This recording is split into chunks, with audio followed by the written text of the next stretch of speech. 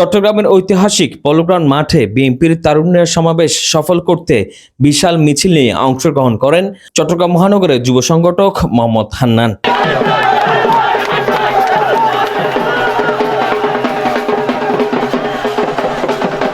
10 মে শনিবার বিকেলে সমাবেশে মিছিল নিয়ে সমাবেশ স্থলে আসেন তিনি। এ সময় তারুণ্যের রাজনৈতিক অধিকার প্রতিষ্ঠার লক্ষ্যে আয়োজিত সমাবেশ থেকে তিনি জানান, তরুণদের হাত ধরে এগিয়ে যাবে বাংলাদেশ। সবাই মিলে তারেক রহমানের হাতকে শক্তিশালী করতে হবে। 5 আগস্ট স্বৈরাচার হাসিনা পতনের পর থেকে তারুণ্যের অহংকার তারেক রহমান তরুণদেরকে সুসংগঠিত করার লক্ষ্যে যে উদ্যোগ নিয়েছে, আমরা তাকে সাধুবাদ জানাই।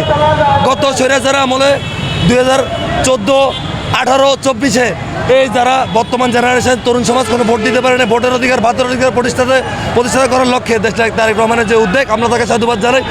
সাথে সাথে আমরা যারা তারেক রহমানের সৈনিক, আমরা রাজপথে আছি, থাকবো ইনশাল্লাহ তারেক রহমানের নেতৃত্বে। এই বলে আমার বক্তব্য। আসসালামু আলাইকুম।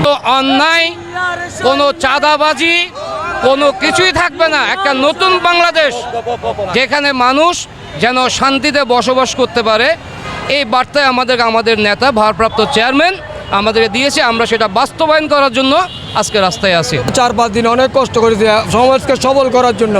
তো ইনশাল্লাহ আমরা দেখতেছি মাঠ 12টার মধ্যে ভরপুর হয়ে গেছে। তো আশা করি 4টার মধ্যে দেখবেন ওরা চিটাংচর দেখবেন আউটঘাট সব বন্ধ হয়ে যাবে। এটা আমাদের তারেক রহমানের সমাবেশ, এটা মা খালাদের সমাবেশ।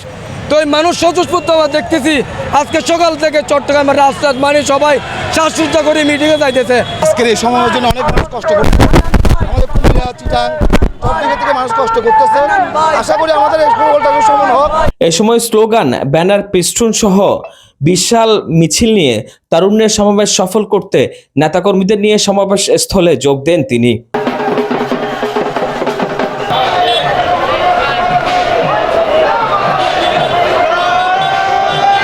Desk report, 24 Chittagong.